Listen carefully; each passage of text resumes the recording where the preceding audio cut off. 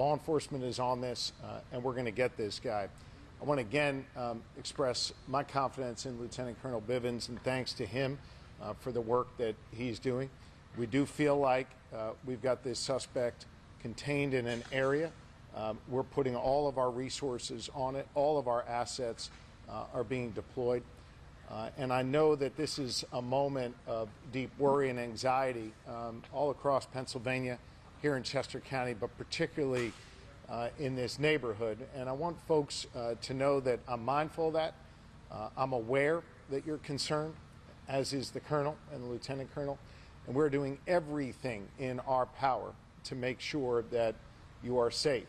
I would just urge you to keep your doors locked when you're inside. I'd urge you to make sure that your cars are locked, that you don't leave things out on your porches or in areas where others can get to. I urge you to be vigilant and call us if you see something that looks suspicious. If you're not sure, still call us anyway. Let law enforcement determine whether or not that information is relevant, and trust that we are working our tails off to apprehend this suspect and to help you get on with your daily lives. Again, I know that this is a moment of worry in the community, but we're doing everything we can, and I've got the utmost confidence in the Pennsylvania State Police that we will apprehend this suspect and we'll be able to return to some normalcy in this great community here in Chester County. And with that, I'll do my best to answer some questions. Obviously, Lieutenant Colonel will answer any questions relative to the operations. Joe. Mr. Governor, thank you. Your frustration that this has continued on for so long? I've got confidence in law enforcement. I'm calm, they're calm. We're going to remain focused on our job, and that is to apprehend the suspect. Governor, what was your reaction to hearing that he not only slipped the perimeter, that he changed his appearance, and now has obtained a weapon? This is the worst case scenario. It's one of them, at least. I think what we're focused on is apprehending him. We recognize there's going to be ups and downs in these types of situations, and we try and stay even-keeled. That's what I expect of my leadership. It's what I demand of our team, and that's what we're seeing out in the field. Law enforcement, I think, has responded well to each and every piece of information that we've got, and I'm confident we're going to get this guy. How are you going to keep the public safe without evacuating certain areas of the community where you think he is? We are advising the public to make sure that when they're home, they close and lock their doors, to keep their cars closed and locked, and to call law enforcement if they see anything that is concerning, troubling, or out of the ordinary to them. We have hundreds of law enforcement who are engaged in these communities, doing everything they can to both apprehend this suspect and keep people safe. So you talked about the investigation, that you have confidence in that. You have not talked about the correction system, the jail system in the state of Pennsylvania. Do you have confidence in the jail system? We've had several high-profile escapes. I think obviously there are questions that Chester County officials are going to have to answer as to how this suspect was able to escape, particularly given the history at that jail. I've got confidence, of course, in our Corrections Chief Laurel Harry, who runs our state system, and I know they're going to do everything in their power to make sure that they advise locals. It's similar to what has happened in other situations in Warren, in Philadelphia, and here in Chester, that when we're invited in to provide risk assessments and other information that could be useful, we do that, and the Department of Corrections will do everything we can to complement the review that is obviously going to be necessary here in Chester County. You mentioned Chester County, but is there a problem with some of these jails throughout the state? I mean, you have a high-profile escape in Warren County, 2 here, Philadelphia.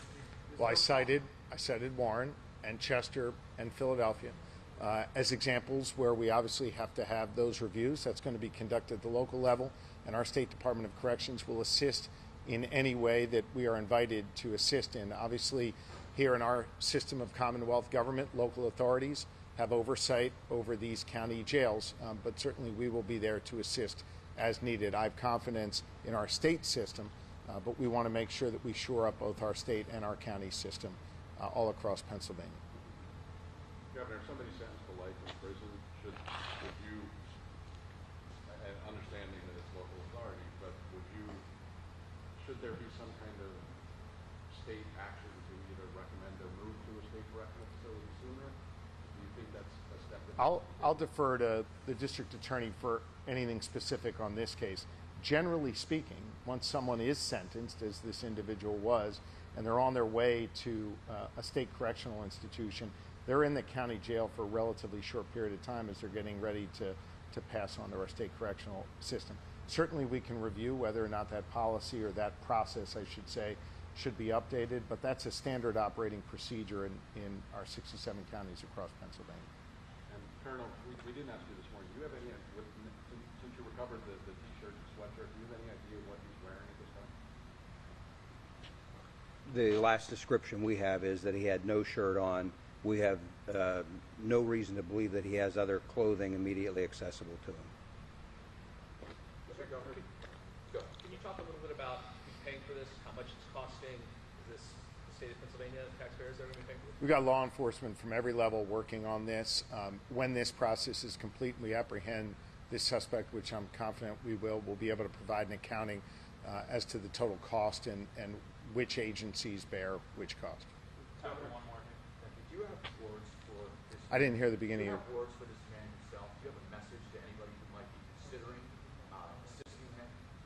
I want to be clear, anyone who is considering assisting him, as the Lieutenant Colonel said yesterday, will be prosecuted to the full extent of the law. Each of our prosecutors, county level and state level, can speak more specifically to that, but I want to let the public know that if you do anything to try and assist this individual, we will hold you accountable and prosecute you to the fullest extent of the law. We do not have evidence at this time that there is assistance being rendered to this individual. In fact, quite the contrary. We've had wonderful cooperation from the public. This is not a moment to do anything to try and assist this individual. As for the individual himself, this is a moment where you got to realize the gig is almost up and you'd be best to turn yourself in, and that is what I would urge him to do at this time. Thank you all. Thank you all. Thank you all.